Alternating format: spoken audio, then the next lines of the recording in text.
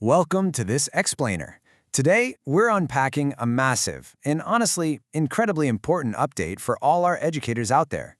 We are navigating the shift to the brand new DPED E-Class record system, specifically under DPED Order 009 series of 2026.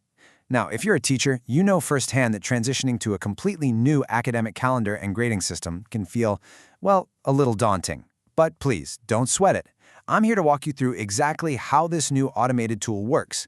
It's literally designed to streamline your administrative tasks. So let's get right into it. So, we're officially waving goodbye to the traditional four-quarter school year and saying hello to the new three-term system.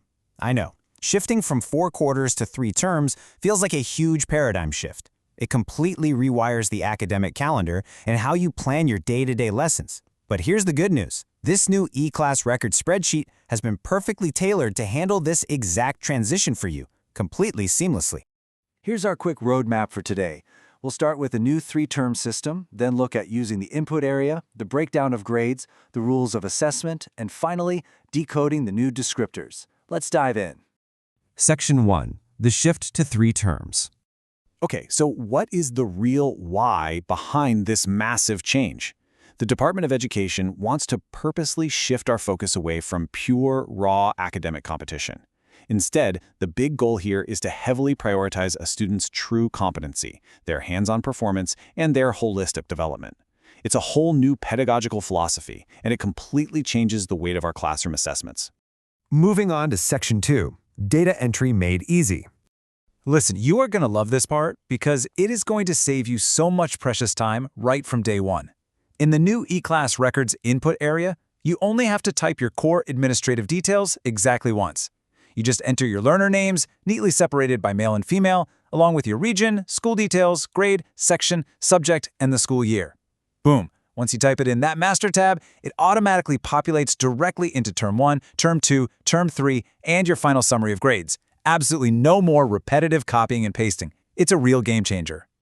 Section 3. The weight of grades. Now, even though the spreadsheet is fully automatic, we still need to understand the logic running under the hood, right? For your core subjects, and by that I mean Araling Panonimpunan, English, Filipino, Math, Science, and GMRC or Values Education, the grade breakdown is a 20-50-30 split. That means 20% goes to written or oral works, a massive 50% is dedicated to performance tasks, and 30% is reserved for summative tests and term exams. Notice how incredibly heavy those performance tasks are weighted? That goes right back to DepEd's core mission, actual competency over just traditional rote testing. Let's contrast that for a second with the breakdown for skill and application-heavy subjects, like EPP, TLE, and MAPE. For these classes, the split shifts to 20-60-20. Written work stays steady at 20%, but performance tasks jump up significantly to 60%. That leaves just 20% for your summative and term exams. And the best part? The E-Class record already knows these weights. You just open the correct template for your subject, and the system handles all that complex fractional math for you. That brings us to Section 4, Rules of Assessment. DPED is putting some really clear, structured guardrails on the number of formal recorded assessments you can actually give per term. For written and oral works, think essays, journals, things like that, you have to give a minimum of 3 and a maximum of 5 per term. For performance tasks, like projects or role-playing, it's a minimum of 2 and a max of 3. And for summative tests, you are strictly capped at 2 per term. Just to be absolutely clear here, your everyday informal quick quizzes don't count towards this. These limits only apply to the graded assessments recorded in the system, which really helps make sure students aren't just drowning in tests. Now, with this shift to terms, you're probably wondering, what happened to the big exams? Well, meet the term examination. This is literally just the updated terminology for what we used to call the quarterly exam or the periodical test. Since we're in a 3-term calendar now, it's just called a term exam. It shares that final 30 or 20% grading weight alongside your 2 allowable summative tests. Finally, Section 5. Decoding the grades. This is where we talk about translating all that raw numerical data into descriptive grades. And there's a pretty vital difference in how this gets reported depending on who you teach. For Key Stage 1, which is grades 1 through 3, the final report card is only going to show descriptive grades, no numbers at all. But for Key Stage 2 through 4, so grades 4 all the way to 10, the report card keeps those traditional numerical grades. Don't stress about tracking 2 different systems though. The E-Class record generates both formats side by side automatically, just for you. So how do those raw numbers actually translate? Let's break it down. A highly proficient score of 90 to 100 is labeled advancing or namumukutangi. 80 to 89 gives you benchmarking or namamalas. 75 to 79 is connecting or natutungo.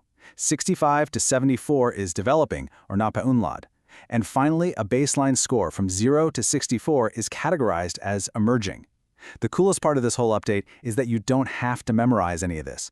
The second you input a raw score, the spreadsheet's built-in formulas instantly assign the correct descriptive word.